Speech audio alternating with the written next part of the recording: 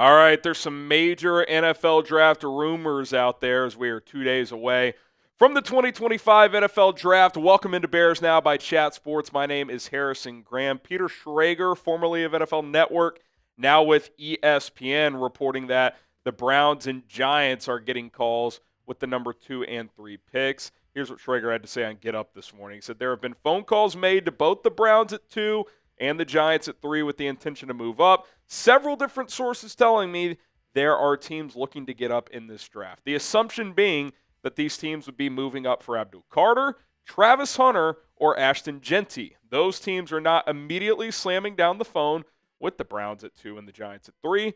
I think the 2 spot gets interesting if the Browns get a godfather deal. My initial reaction to this from a Bears angle is, or in general, is I can't imagine Jeanty goes top 3 in this draft because Tennessee said earlier that they're staying at 1, which means they're picking Cam Ward. So you're telling me Ashton Jeanty, whether it be the Bears or some other team trading up, he would go before before Abdul Carter or Travis Hunter? I find that as a tough sell. Even if a team like the Bears would like a running back over a Travis Hunter just because of position that they need, if I'm trading up to 2 or 3, I love Ashton Jeanty. I'm taking Travis Hunter or Abdul Carter. So let's get to the Bears. Could the Bears be among the teams looking to trade up? We heard Ryan Poles earlier. He thinks things could get wild in the first round.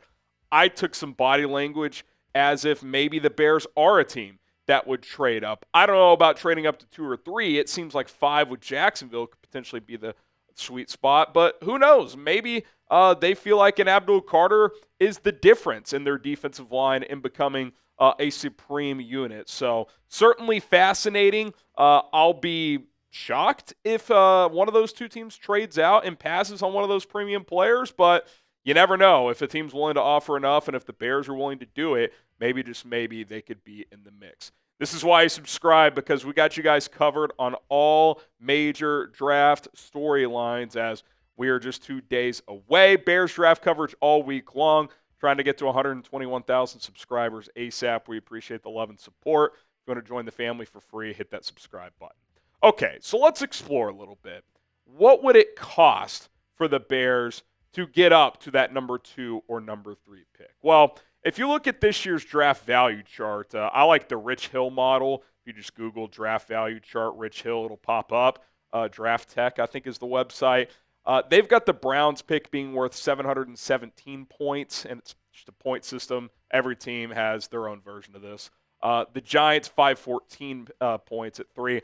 I think that's a little misleading. I think those 2 picks are pretty similar in value because Cam Ward's going 1, Travis Hunter, Abdul Carter. They're kind of in their own tier, so I would think both these picks are worth a very similar amount. I don't think there's a 200-point gap, but you kind of get the point. It trickles down from there. Every draft pick is worth a point. So if you look at the Bears picks, for example, their most valuable pick is worth 369 points all the way down to 1 point with their last pick. And in total, the Bears have 751 points. Again, kind of air quotes. It's all an estimation. Every draft is different based on the conception of what each draft is in terms of overall talent. I think in general, when you kind of think of this, if the Giants or the Browns were to trade down, I think they'd be seeking a first-round pick next year as a part of the package.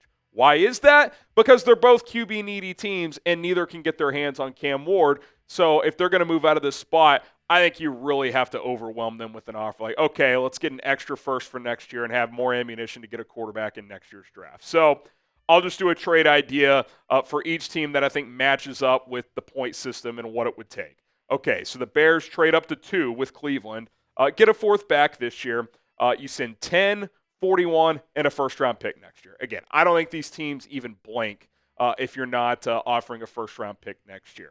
Same thing with the Giants, but with it being 1 pick later, you get 99 back, so a late third-round pick in return. 10, 41, and a first-round pick next year. So a lot, right, to move up from 10 into the top 3, but you're getting a lot. You're getting one of the 2 premium players in the draft, you would think, in either Abdul Carter and Travis Hunter. Schrager says Jeanty. I'll believe that when I see it, that Ashton Jeanty goes over Carter or Travis Hunter, regardless of who's picking. But I've said this all along. I'm just pretty hesitant to trade a future first if I'm the Chicago Bears. Look, I think we all think and believe, and I am confident that it is true, that the Bears were better than their record last year. They just collapsed as a team after the Washington game. The coaching, the leadership failed, and it just fell apart. That was a better than a 5-12 win team. But they still only won 5 games last year. So if you're trading a first next year, you got to be pretty damn confident that your roster is in a pretty damn good place and that you're ready to win immediately, and that this player you're trading up for helps you get to a place where you can win and win right now. Not like, hey, let's win 8 games this year and then 12 next year. Like, no, like you got to be confident you're a playoff team this year if you're going to trade a first-round pick next year. Because if you are like a 7-win team this year, well, then you don't have your first-round pick next year, and you'd probably be picking in the top 10 if you were a 7-win team. So that's why I'm hesitant, because while I think this team could be good this year, we still kind of have to see it. Like, I get nervous about being overly aggressive when you don't really know where you're at. Like, if you're a team like the Bills, yeah, you know you're really good. I'll trade a future first if I can get a premium player in the draft. But the Bears could be pretty good, but we're not completely sure. New coaching staff, quarterback who's talented, but we don't completely know at this point. So, yeah, that's why I'm hesitant. Whereas if I'm trading up to like 5 with Jacksonville, I can probably just give up one of my 2 seconds this year, and that's less of a gamble. That's more of a calculated risk if you're Ryan Poles. So would you trade a future first-round pick to get into the top 3, the number 2 or number 3 pick? Type Y for yes, type in for no. I probably would not. Now, if they ended up with Abdul Carter on draft night, I'd be excited, but it's a risky move, man, and I'm not sure I'd have the guts to go that far just based on where this team has been the last couple of years.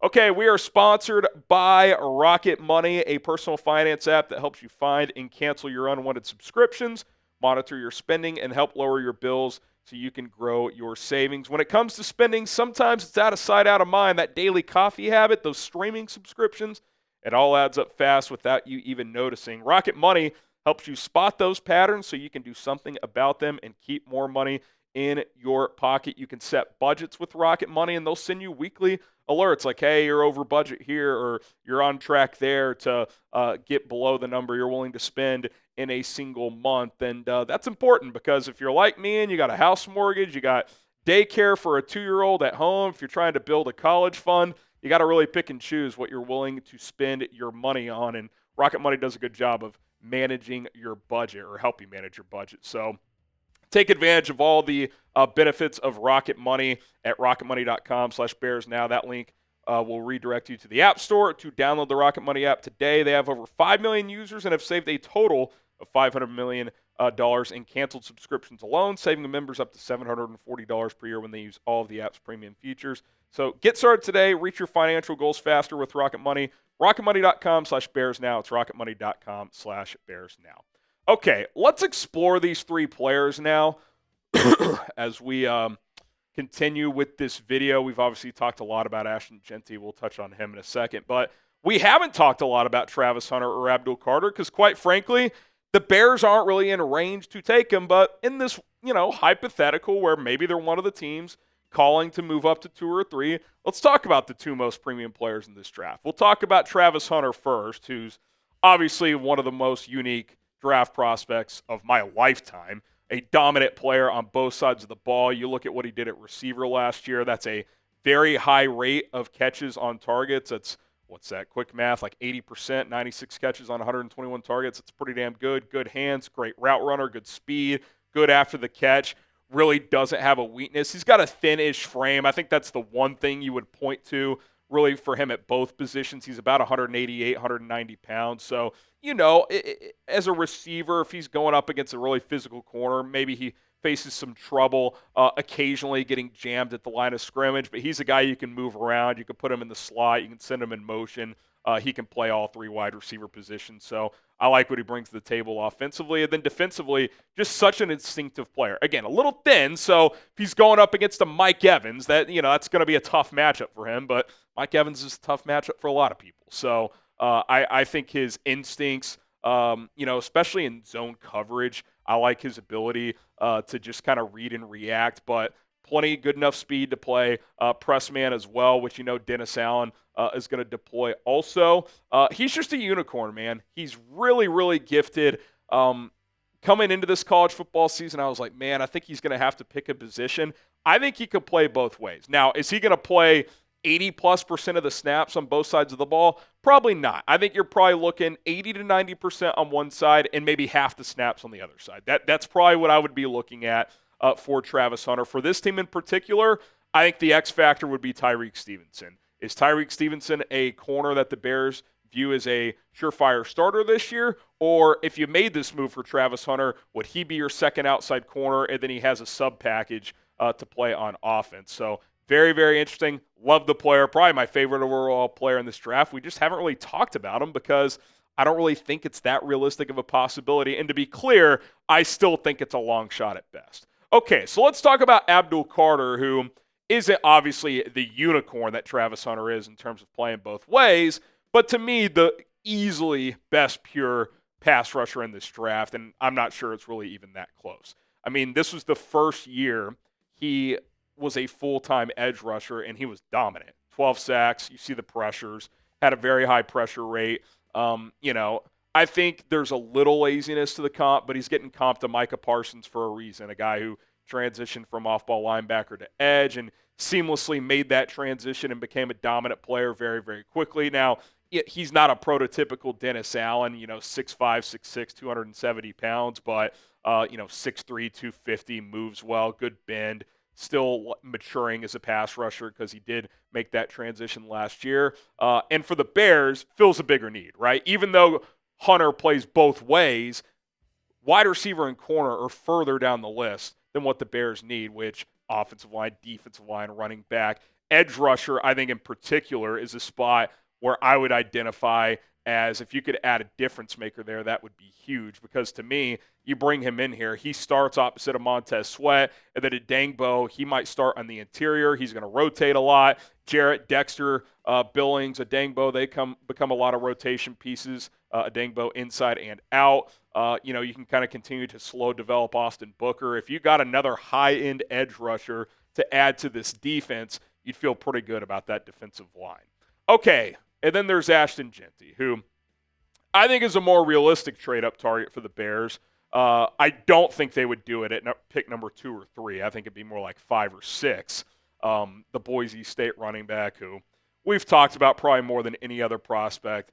You guys know the drill. Ben Johnson wants a guy to pair with DeAndre Swift. Jeanty's the best running back in this class. Was a dynamic receiver 2 years ago out of the backfield for Boise. This past year had a historic season running the football, was on the Barry Sanders path, pace for most of the season. Just a dominant player with really, really good contact balance. He's not going to break as many tackles in the NFL, but really good at, shedding tackles and winning out in space. He can run away from defenders as well. But to be clear, I would not take him over Travis Hunter or Abdul Carter. They're in a class of their own. To me, they're in the top tier, and then Jeanty, Mason Graham, Will Campbell, those guys, Tyler Warren, I would throw in there. They're in tier 2 of this draft. You could argue Jeanty's at the top of tier 2, and I probably would, him or Mason Graham.